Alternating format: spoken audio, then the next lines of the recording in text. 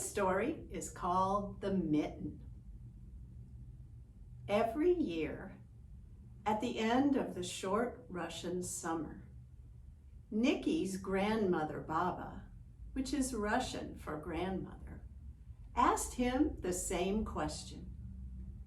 What color mittens would you like this winter?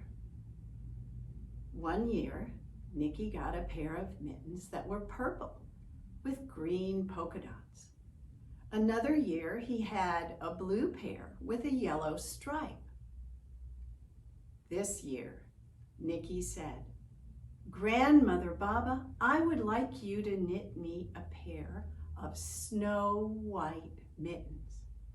Oh no, Nikki, if I make you a pair of white mittens and one of them should fall into the snow, it would blend in with the snow and you would never find it. Oh, but Grandmother Baba, I would never lose one of your beautiful mittens. Very well, said Grandmother Baba. I will knit you your pair of snow white mittens. But whenever you come in from outside, I will always do two things. First, I will look to see that you are safe and well. And second, I will look to see that you have both your mittens. Well, that very night, Grandmother Baba got out her wool and her knitting needles, and click, click, click, click, click, she knitted Nikki a beautiful pair of white mittens. And it's a good thing she did, because that night it snowed. And the next morning, Nikki needed his new mittens. Well, he had chores to do. So he zipped up his snowsuit and he pulled on his boots, zip, hump, hump. He pulled his cap down over his ears, he tied his scarf around his neck, and he put on his beautiful new snow white mittens. He went out to the barn to get his sled. He grabbed the leather strap and pulled it out onto the snow. He was looking for sticks to gather to bring to Grandmother Baba for her stove. Whenever he came to a stick, sticking out like a piece of black skeleton arm from the snow, he would bend down. And if it was a short stick, he would put it on his sled. But if it was a long stick, he would break it over his knee, crack, and then he would put the two pieces on the sled. In this way, he walked along gathering sticks and filling up his sled. Well, he walked and walked, and it was cold outside, but he was working so hard, bending down and picking up sticks and breaking them over his knee and bending down to put them on the sled, that he was very warm and cozy inside his winter clothes.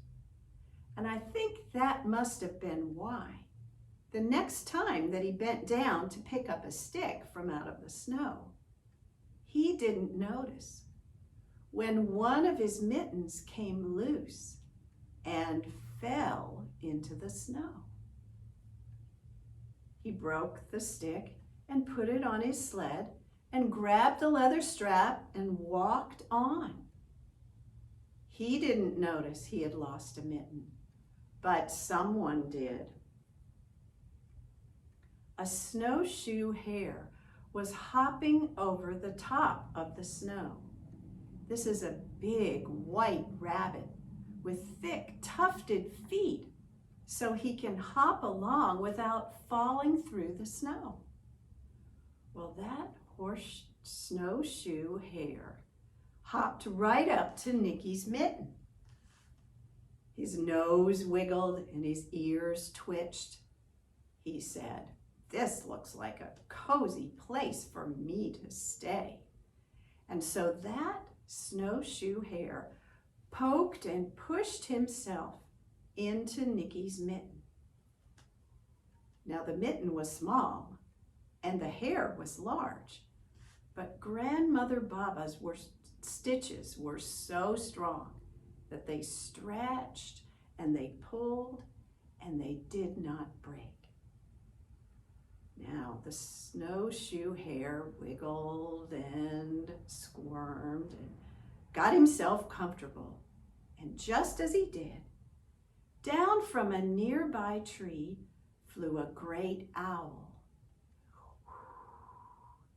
It landed next to the mitten and cocked its head. "Hoo-hoo, hoo-hoo, is that?" cried the owl, looking at the snowshoe hare. "It is I am a snowshoe hare." "Well, you have found a warm place. Move over, won't you?" said the owl. "I need a warm place too." Now the hare was afraid of the owl's sharp talons, claws that grew on its feet. And so the hare moved over, and the owl pushed and poked and shoved, and Grandmother Baba's stitches were so strong that they stretched and they pulled, but they did not break. Now there were two animals in Nicky's mitten, the snowshoe hare and the great owl. They wiggled and squirmed. "You're stepping on my foot. Get your ear out of my eye."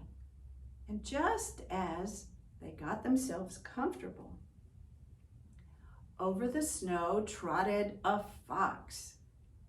He saw the warm breaths of the two animals floating up from the opening of the mitten, and he trotted right over to investigate. He flipped his nose up in the air.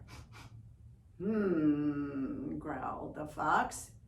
"That's a good place for a cold day. Move over, won't you?" And the fox snapped his long, sharp teeth at the other animals. They were worried about those teeth, so they moved over and made room. And the fox wiggled and shoved and poked into that mitten, and Grandmother Baba's stitches stretched and pulled, but they did not break. So now there were 3 animals in Nicky's mitten: a snowshoe hare, a great owl, and a fox. "Get your fluffy tail out of my ear." "Well, you're poking me with your claws. Stop it. Ouch." Just as the 3 animals got themselves comfortable, over the snow waddled a hedgehog. Now, a hedgehog is a little prickly creature who lives in Europe. We have porcupines here in Tennessee. Hedgehog's prickles are much less sharp than porcupine prickles. And the hedgehog is much smaller as a whole animal. Now the little hedgehog was waddling over the snow, head down, muttering to herself, "Oh, I'm just a poor urchin. My nose is blue, my toes are cold, boink." The little hedgehog bumped right into the mitten. "Oh, pardon, sirs and ma'ams, I'm sorry. Oh, what a cozy place. Room for me, is there?" "No, I don't think so," said the other animals. "And besides, we don't want to get poked with your prickles." "Oh, no, we'll be good, please." "Oh, all right." And the other animals moved over, and the little hedgehog poked and pushed, and Grandmother Baba's stitches stretched and pulled, but they did not break. And now there were 4 animals in Nicky's mitten: a snowshoe hare, a great owl, a fox, and a hedgehog. Now,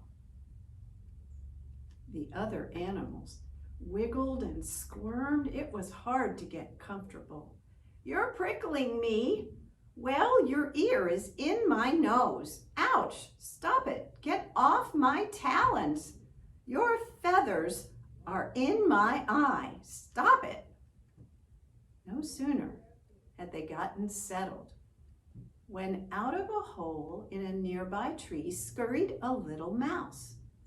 The other animals saw him coming, and they began to call and shake their heads. "No room, no room, get away." Well, the little mouse scurried right up to the mitten. "Oh, there's always room for one more," she said. And the other animals kept saying, "No room, go away, go away." And as they argued and fussed, the little mouse crawled right into the mitten and up onto the fox's nose. Well, for just a moment, all the animals were so cozy and warm, crowded, but warm. And then the mouse's tiny claws began to tickle the fox's nose, and he began to chew. Well, the fox sneezed, and all the animals went flying out of the mitten. Just then, Nicky looked down and saw, "Oh my gosh, I've lost one of Grandmother Baba's mittens. I've got to go back and find it."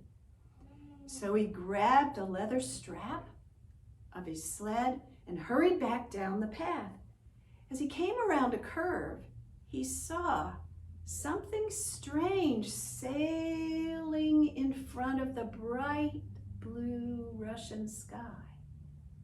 And then, as he went on around the curve, there, on the ground, was his other mitten. Well, he picked it up. But it looked so strange. Now, Nicky didn't have time to figure out what had happened to that other mitten. He just hurried back to Grandmother Baba's house. And there she was, standing at the door, just like she said. "Well, Nicky," she said, "I can see that you're safe and well. Now, show me your mittens." And so Nicky held up his mittens. "Nicky, what happened to that mitten?" Well, that big mitten was so stretched out of shape that Nicky couldn't possibly wear it again. So that very night, Grandmother Baba knitted him another new pair of mittens. These were red with white snowflakes. Well, Grandmother Baba and Nicky never found out what happened to that big mitten. But we know, don't we? We know what happened to Nicky's mitten.